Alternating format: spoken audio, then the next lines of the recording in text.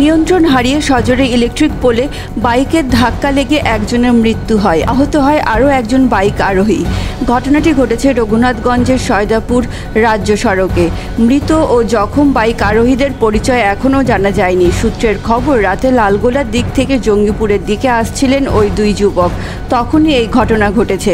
স্থানীয়রা ওই দুই যুবককে জঙ্গিপুর হাসপাতালে নিয়ে গেলে চিকিৎসক একজনকে মৃত বলে ঘোষণা করেন, আর একজনের অবস্থা আশঙ্কাজনক বলে জানায়। পুলিশ মৃতদেহটিকে ময়নাতদন্তের জন্য পাঠায়। তাদের পরিচয় জানার চেষ্টা চালাচ্ছে জঙ্গিপুর থানার পুলিশ।